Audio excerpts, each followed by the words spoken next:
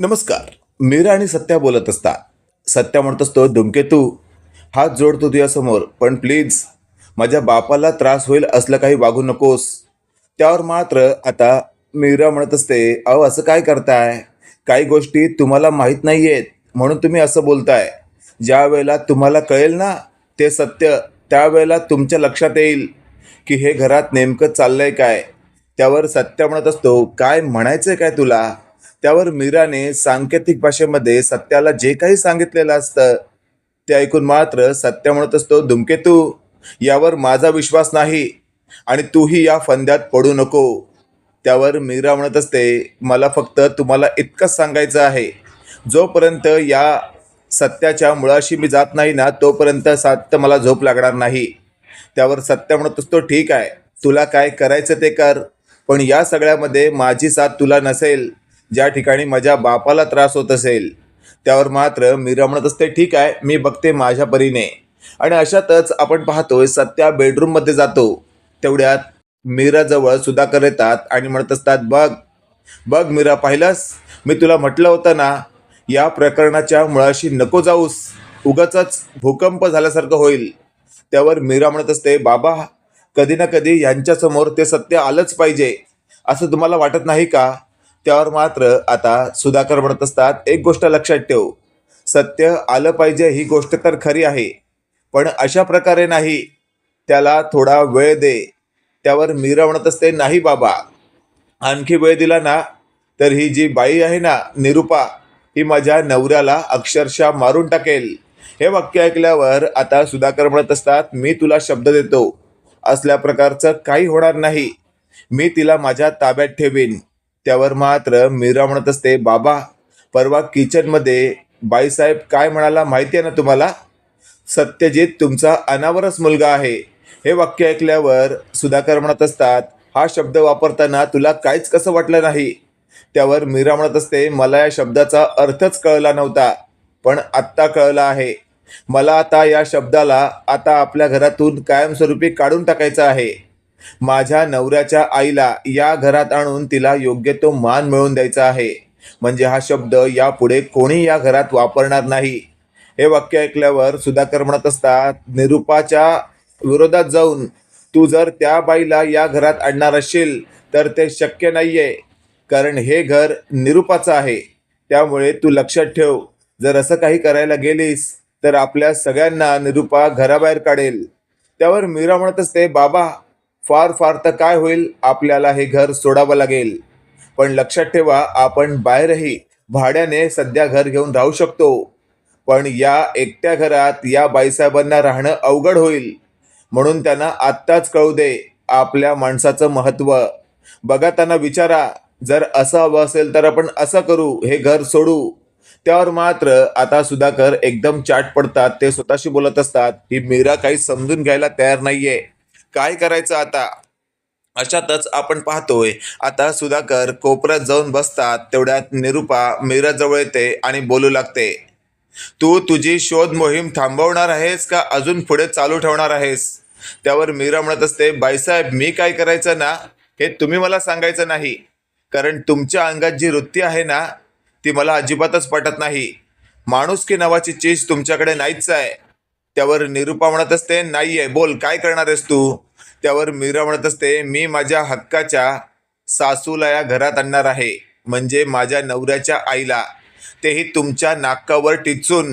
हे वाक्य ऐकल्यावर निरुपा म्हणत असते, असं करण्याचा प्रयत्न केलास ना तर तुझ्या सकट तुझ्या नवऱ्यालाही लाथ मारून या घरातून बाहेर काढीन, मग बसा रस्त्यावर भिका मागत. हे वाक्य ऐकल्यावर मीरा म्हणत असते, बाईसाहेब मी कमावती आहे आणि माझा नवराही, आम्ही कुठेही घर घेऊन राहू शकतो, आणि तात्पुरता का होईना जर राहण्याची सोय हवी असेल ना तर माझ्या आईच्या घरी निश्चितच कमीत कमी महिनाभर आम्ही निश्चित राहू शकतो, आणि त्यात कुठे ना कुठं एखादं छोटं घर भाड्याने घेऊच शकतो. त्यामुळे आमच्यावर रस्त्यावर राहण्याची वेळ येणार नाही आणि कुठेही भिका मागायची गरज नाहीये. हे वाक्य ऐकल्यावर निरुपा म्हणत असते, असं असेल ना तर आत्ताच्या आत्ता या घरातनं निघा, मला तुम्हा दोघांची थोबाड देखील पाहायचे नाहीयेत. त्यावर लगेचच आपण पाहतोय सत्या तिथे आलेला असतो. तो म्हणत असतो, निरुपा काय बोलतेस तू हे? त्यावर निरुपा थोडं शांत होत म्हणत असते, सत्या तू तुझ्या बायकोला समजाव, जरा 4 शब्द जास्तच बोलायला लागली आहे. त्यामुळे माझाही पारा चढला आणि मी जरा काहीतरी चुकीचं बोलून गेले. त्यावर मात्र सत्या म्हणत असतो, ए धूमकेतू, मगाशीच सांगितलं तुला, नको ते प्रकरण उलगडण्याचा प्रयत्न करू नको. माझी आई जे काही बोलते ना ते समजून घे. त्यावर मात्र आता मीराला निरुपा डोळे वट करून म्हणत असते, बघ, शेवटी तुझ्या नवऱ्यावर माझा प्रभाव आहे. त्यामुळे तू कितीही प्रयत्न कर, तुला फाट्यावर मारण्यातच येईल. हे वाक्य ऐकल्यावर मात्र आता नेमकं काय करायचं हेच मीराला कळत नसतं आणि मीरा स्वतःशी बोलत असते, आता तात्पुरता का होईना मला शांत बसावंच लागेल, कारण या निरुपाच्या नाकावर टिचून मला माझी खेळी खेळावी लागेल. अशातच आपण पाहतोय आता निरुपा जाऊन पंकजशी काहीतरी बोलत असते. इकडे आता मीरा जवळ सुधाकर आलेले असतात. ते म्हणत असतात, मीरा, सोडलंस ना, मी जे सांगितले ते विचार सोडलेस ना डोक्यातून, आता यापुढे त्या प्रकारचा विचार करू नको हा.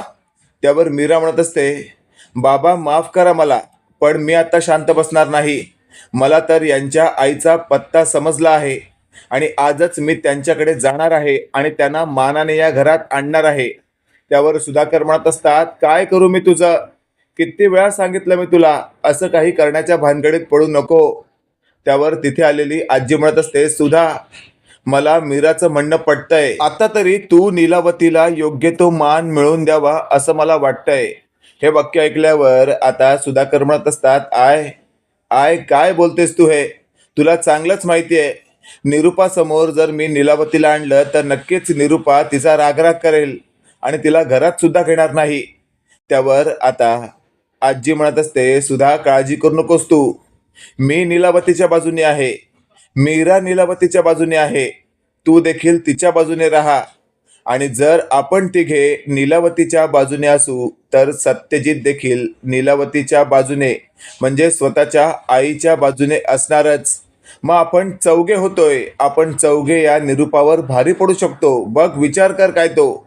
हे वाक्य ऐकल्यावर सुधाकर म्हणत असतात, आय तरी पण या निरुपाच्या डोळ्यात डोळे घालून बोलायची हिंमत होत नाही माझी.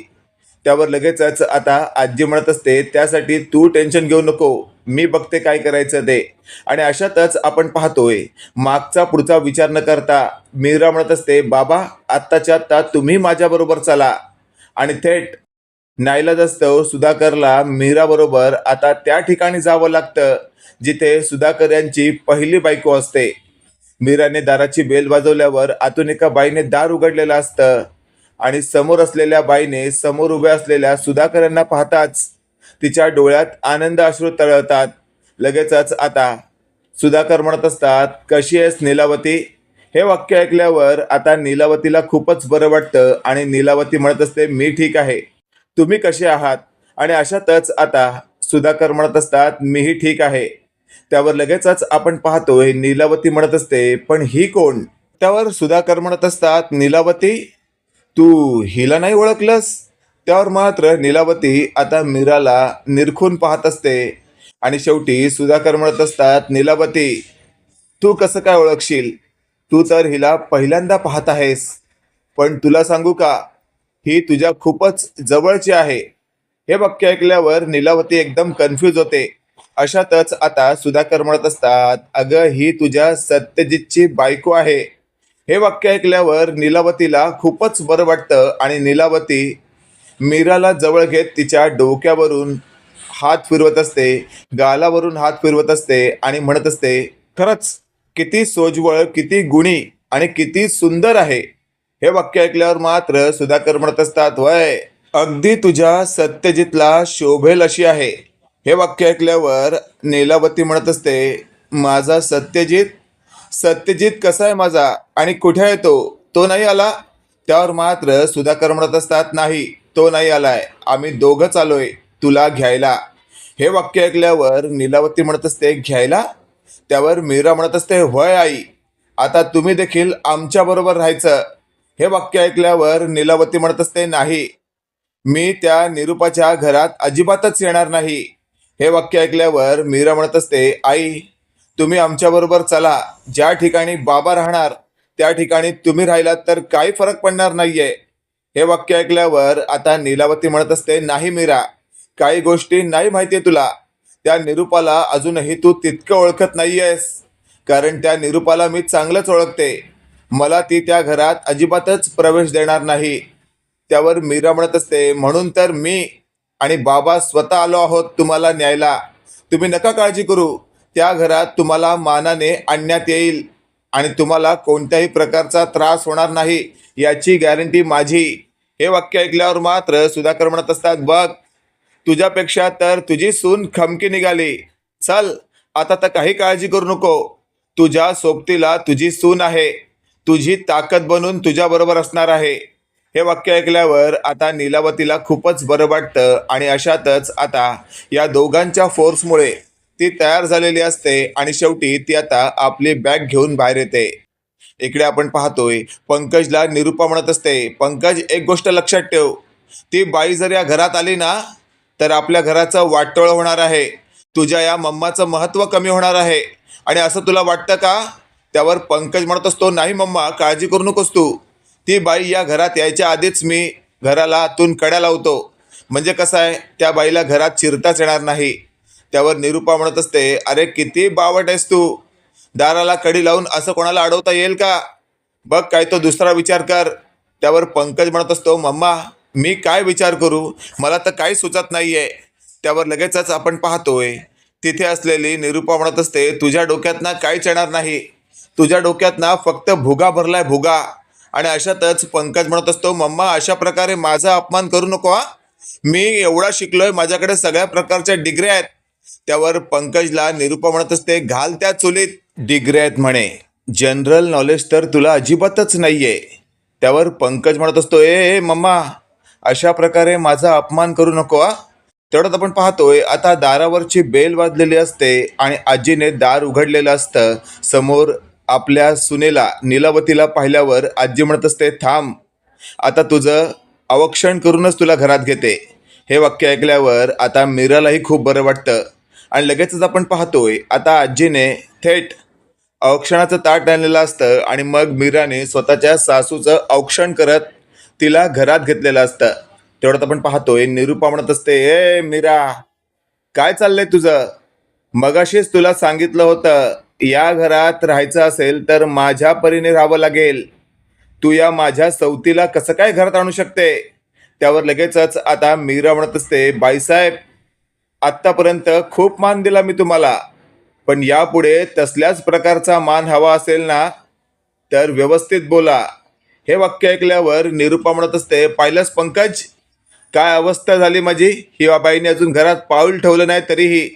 आणि ही बाई जेव्हा घरात पाऊल ठेवेल त्यानंतर मग हा भूकंपच होईल. त्यावर पंकज म्हणत असतो, पप्पा, काय चाललंय तुम्ही? असं कसं वागू शकता तुम्ही? माझ्या आईचं हे घर आहे आणि ती इथे असताना तुम्ही इतर कोणाला या घरात कसं काय आणू शकता? त्यावर मात्र आता सुधाकर म्हणत असतात, पंकज, 35 लाख रुपयांचं काय करतोयस? देतोयस की नाही देतोयस सांग लवकर, का तुझ्या विरोधात तक्रार करू? त्यावर मात्र पंकज एकदम शॉक होतो. त्याला कळून चुकतं की माझी दुखती नस आता पप्पांनी पकडली आहे आणि माझी लगेचच वाट लावतील.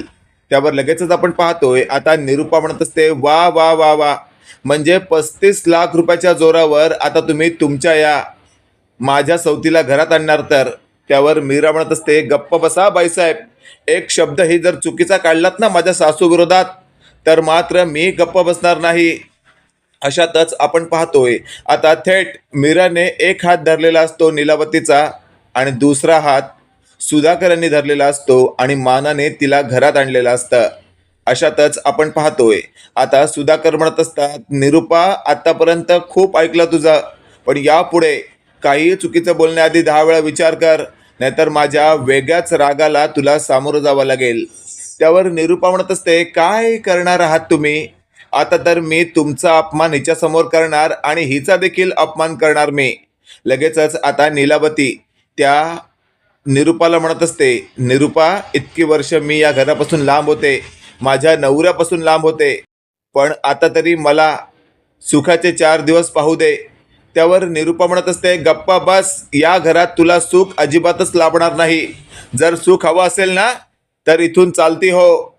त्यावर लगेचच आता निरूपाला शेवटी नीलावती हात जोडून काही म्हणते, पण तेवढ्यात निरूपाने नीलावतीचा हात झटकत तिला ढकललेलं असतं. हे दृश्य पाहून सुधाकर यांचा राग अनावर होतो आणि त्यांनी साटकन नीलावतीच्या समोरच निरूपाच्या सानकन कानाखाली खेचलेली असते.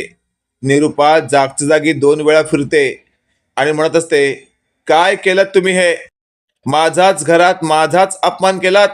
त्यावर लगेचच आता सुधाकर म्हणत असतात, तुझा अपमान नाही तर तुझी तुला लायकी दाखवून दिली. काय करतेस तू हे? माझ्या लाडक्या हक्काच्या बायकोला अशा प्रकारे लाथाडतेस तू? त्यावर लगेचच आपण पाहतोय आता निरूपा म्हणत असते, पाहिलंस का बबड्या, या बाईने घरात पाय ठेवताच महाभूकंप झाला की नाही. माझी काडीचीही किंमत या घरात राहणार नाही. त्यावर पंकज स्टाईलने पुढे येतो आणि म्हणत असतो, पप्पा मी तुम्हाला शेवटचं सांगतोय, या घरामध्ये ही बाई मला नकोय. त्यावर मागून सत्या पुढे येतो आणि पंकजला एका हाताने धरतो आणि गचकन मागे टाकतो. सत्या म्हणत असतो, तुझा काय विचार आहे, कोणी विचारलंय का? लक्षात ठेव, माझी आई आहे ती. हे वाक्य ऐकल्यावर नीलावतीला खूपच बरं वाटतं आणि लगेचच आता निरूपा म्हणत असते, वा रे वा सत्या, थोड्या वेळापूर्वी तर मला आई आई म्हणून हाक मारत होतास, आता या बाईला हाक मारतोयस. त्यावर लगेचच आता सत्या म्हणत असतो, कारण तुझं खरं रूप माझ्या बायकोने माझ्यासमोर उघड केलंय. मी हॉस्पिटलमध्ये असताना माझ्या विरोधात जाऊन काय बोलत होतीस तू, की तो सत्या मेला तरी काही फरक पडणार नाही तुला, कारण तू फक्त बबड्यावरच प्रेम करतेस. सांग मला, बोललीस की नाही असं? त्यावर मात्र निरूपा एकदम चाट पडते. निरूपाला कळून चुकलेलं असतं की या मीराने सगळं काही या सत्याला सांगितलंय आणि अशातच आता निरूपा मान खाली घालून उभी असते. सत्या म्हणत असतो, तुझ्यासारखी आई असण्यापेक्षा नसलेली बरी. आणि अशातच आता थेट नीलावती सत्याच्या चेहऱ्यावरून हात फिरवत असते. मित्रांनो, तुम्हाला काय वाटतंय, आज मीरा आणि सुधाकर यांनी नीलावतीला शेवटी आपल्या हक्काच्या घरात आणून हक्काचा मान मिळवून दिला, योग्य केलं का? कमेंट करून नक्की कळवा. आणि असेच नवनवीन अपडेट पाहण्यासाठी व्हिडिओला लाईक आणि चॅनलला नक्की सबस्क्राईब करा. धन्यवाद.